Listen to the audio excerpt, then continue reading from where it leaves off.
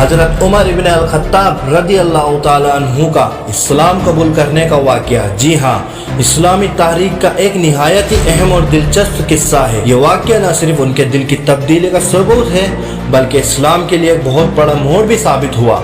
आइए इस किस्से को तफसील से सुनते हैं।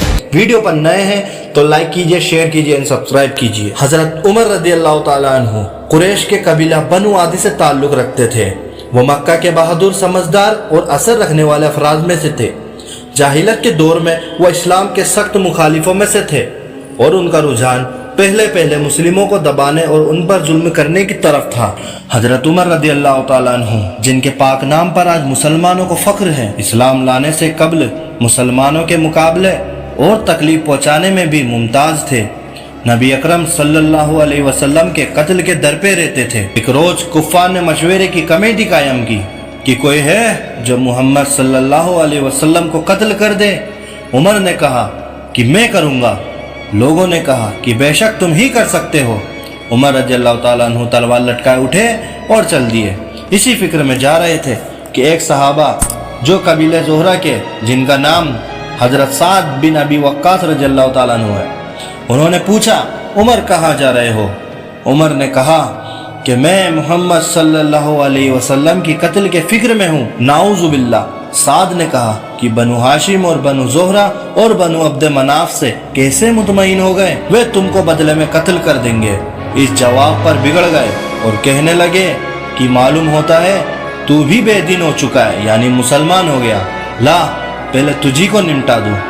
ये कहकर तलवार सौंत ली और हजरत साद रज़ियल्लाहु ताला अन्हु ने भी ये कहकर कहा कि हाँ मैं भी मुसलमान हो चुका हूँ। उन्होंने भी अपनी तलवार संभाल ली। दोनों तरफ से तलवार चलने को थी। हजरत साद रज़ियल्लाहु ताला अन्हु ने कहा कि पहले अपने घर की ओर तो देख, तेरे बहन और बहनोई दोनों मुसलमान हो चुके हैं। ये सुनना था कि गुस्से से भर गए और सीधे बहन के घर गए। वहाँ हजरत खब्बाब रदी अल्लाह ताला अन्हु दोनों मियाँ बीवी को कुरान की तिलावत पढ़ा रहे थे। हजरत उमर रदी अल्लाह ताला अन्हु ने किवाड़ खुलवाए। इनकी आवाज़ से हजरत खब्बाब रदी अल्लाह ताला अन्हु तो जल्दी से अंदर छिप गए और वहाँ सहीफा भी जल्दी में बाहर ही रह गया। हमशीरा ने किवाड़ खोले। हजरत उमर रदी अल्लाह ताला अन्हु के हाथ में कोई चीज़ थी जिसको बहन के सर पर मारा, जिससे सर से खून बहने लगा और कहा कि अपनी जान की दुश्मन तू भी बेदीन हो गई। इसके बाद घर में आए और पूछा कि क्या कर रहे थे और आवाज किसकी थी? बहनोई ने कहा कि बातचीत कर रहे थे। कहने लगे क्या तुमने अपने दीन को छोड़कर दूसरा दीन इख्तियार कर लिया? बहनोई ने कहा कि अगर दूसरा दीन हक हो तब ये सुन्नत था कि उनकी दाढ़ी पकड़कर खींची और बेतहाशा टूट पड़े। जमीन पर गिराकर खूब मारा। बहन ने छुड़ाने की कोशिश की तो उनके मुंह पर इस जोर से तमाचा मारा कि खून निकल आया। वे भी आखिर उमर की ही बहन थी। कहने लगी कि उमर, हमको इस वजह से मारा जाता है कि हम मुसलमान हो गए। बेशक हम मुसलमान हो गए हैं, जो तुझसे हो सके तू कर ले।